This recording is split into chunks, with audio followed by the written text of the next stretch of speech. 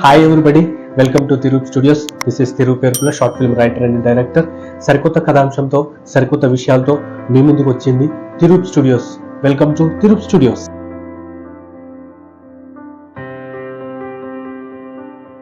అయోధ్య రామ మందిర ఏర్పాట్లు ముమ్మరంగా జరుగుతున్నాయి.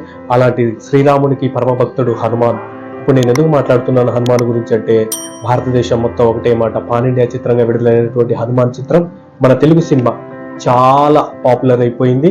ఇండియన్ సూపర్ మ్యాన్ హనుమాన్ గురించి స్పైడర్ మ్యాన్, సూపర్ మ్యాన్, బ్యాట్ మ్యాన్లను చూసామన్నమాట. అయితే మన ఇండియన్ సినిమాలో ఒక్కడే ఒక ముఖ్యమైన వ్యక్తి అనమాట, అతనే హనుమాన్. అతనే Indian super man, spider man, bat man. ఈ సంజీవని పర్వతాన్ని తన భుజాలపై తీసుకొని వచ్చేసి లక్ష్మణ్ వారిని కాపాడిన సంగతి మనకి రామాయణ ఇతిహాసాలు తెలుస్తూనే ఉంటాయి.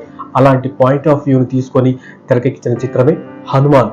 అయితే ఈ విషయాన్ని మీరు గమనించాల్సిన విషయం ఏంటంటే, హనుమాన్ తేజ సజ్జా, అమృత అయ్యర్ హీరోయిన్ గా, ప్రశాంత్ వర్మ దర్శకత్వంలో తెరకెక్కించిన చిత్రమే హనుమాన్. వరలక్ష్మి, శరత్ కుమార్ ముఖ్య పాత్రను పోషించారు. వెన్నెల కిషోర్ మరియు జబర్దస్త్ గెటప్ సీను మరికొన్ని పాత్రలు పోషించారనమాట. సినిమా మాత్రం చాలా అద్భుతంగా ఉంది. సినిమా కథాంశానికి విషయానికి చేస్తే చాలా ఇంట్రెస్టింగ్ గా స్టార్టింగ్ నుండి ఎండింగ్ వరకు ప్రేక్షకులు ఎక్కడా బోరు కొట్టకుండా చేశాడనమాట. హనుమాన్ యొక్క పవర్స్. డైరెక్టర్ ప్రశాంత్ వర్మకి ఇది 4వ చిత్రంగా చెప్పుకోవచ్చు. అతను చాలా టెక్నికల్ గా, ఇంట్రెస్టింగ్ గా చాలా బాగా తీశాడు సినిమాని.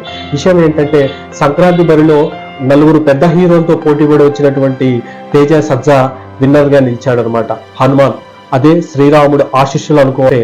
అసలు విషయం ఏంటంటే, సౌరాష్ట్రలో ఉండేటటువంటి వినయ్ రాయ్ అంటే మైఖేల్ అనే వ్యక్తి ఒక సూపర్ మ్యాన్ గా ఉండాలని అతని కోరిక అనమాట. తన కోరికను నెరవేర్చుకోవడం ఎన్నో రకాల ప్రయోగాలు చేస్తూ ఉంటాడు అనమాట. దీనికి అడ్డొచ్చినటువంటి తల్లిదండ్రులను కూడా చంపేస్తుంటాడు అనమాట. అంతటి క్రూరుడికి, మూర్ఖుడికి ఒక ఆలోచన వస్తుందన్నమాట. అసలు ఆ వినయ్ రాయ్ కి అండ్ ఆ ఒక ఊరికి, అంజనీపురానికి గల రిలేషన్ ఏంటనేది కథాంశంగా చెప్పుకోవచ్చు. ఎక్కడో సౌరాష్ట్రలో ప్రయోగాలు చేసుకునే వినయ్ రాయ్కి అంజనాద్రి అనే గ్రామానికి మధ్య రిలేషన్ ఏంటి అనేది కథాంశం.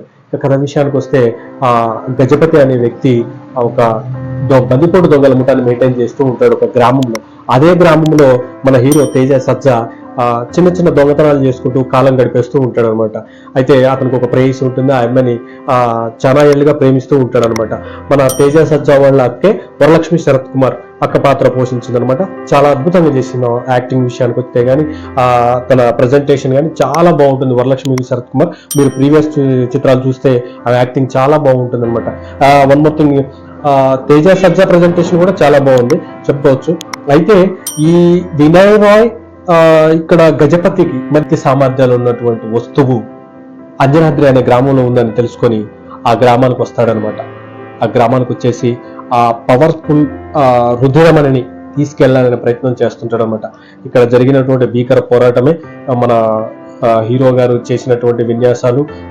సాక్షాత్తు హనుమంతుడే భూలోకానికి వచ్చేసి మన హీరోని కాపాడి ఆ విలన్ చేశారనమాట.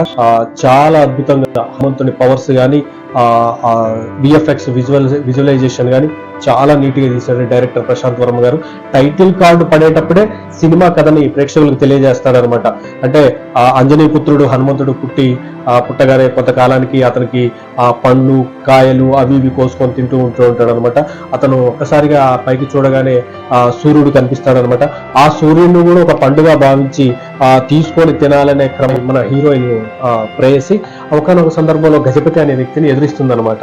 ఆ ఎదిరించిన సందర్భంలో గజపతి దగ్గర ఉండేటటువంటి బందిపోటు దొంగలు ఒకసారి బస్సు తనని బెదిరిస్తారట. ఆ బెదిరించే సందర్భంలో మన హీరో తేజ సజ్జా ఆ బందిపోటు దొంగలతో గొడవ పడతాడు అనమాట.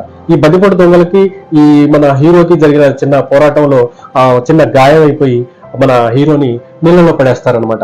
ఆ నీళ్ళలో పడిపోయినటువంటి మన హీరో అలా వెళ్తూ ఉన్న క్రమంలో అతనికి హనుమంతుని రక్త బిందువుతో ఏర్పడినటువంటి ఆ రుధిరమణి కనిపిస్తుందనమాట.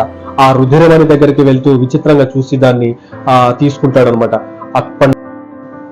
అలా ఆకాశం వైపు చూసి సూర్యుని కూడా ఒక పండుగ భావించి మన హనుమాన్ దాన్ని తినాలనే ప్రయత్నం చేస్తూ ఉంటాడు అనమాట. అప్పుడు గమనించినటువంటి ఇంద్రుడు తన వజ్రాయుధాన్ని వదిలేసి హనుమంతుడిని కాపాడుతాడు అనమాట. ఈ క్రమంలో మన హనుమానికి చిన్న గాయం అయిపోయి ఒక రక్త బిందువు అంజనాద్రి అనే గ్రామంలో ఒక చెరువులో పడిపోతుంది అనమాట. ఆ నీళ్ళలో ఉన్నబడి ఆ రక్త బిందువు రుధిరమణిగా మారిపోతుంది అనమాట. చేశాను కదా. సినిమాలో ఎవరి ప్రజెంటేషన్ వాళ్ళు చాలా నీట్ గా చేశారు. మన తేజ సజ్జా కానీ, హీరోయిన్ కానీ, అమృత అయ్యర్ హీరోయిన్ కానీ, మన శరత్ కుమార్ వరలక్ష్మి శరత్ కుమార్ ప్రజెంటేషన్ కానీ, వినయ్ రాయ్ గారు కానీ, వెన్నెల కిషోర్, జబర్దస్త్ కమెడియన్ మన గెటప్ సీను, వీళ్ళందరూ ప్రజెంటేషన్ చాలా నీట్ గా చేశారు. మనం ఇక్కడ వన్ మ్యాన్ షోగా చెప్పుకోవాల్సిన వ్యక్తి ఎవరంటే డైరెక్టర్ ప్రశాంత్ వర్మ. డైరెక్టర్ ప్రశాంత్ వర్మ చాలా నీట్ గా క్లియర్ గా విషయాన్ని తెలియజేశారనమాట. మనం ఈ సినిమాలో ఒక ఆది పురుషుతో కానీ దేంతో కానీ కంపేర్ చేయాలన్నమాట.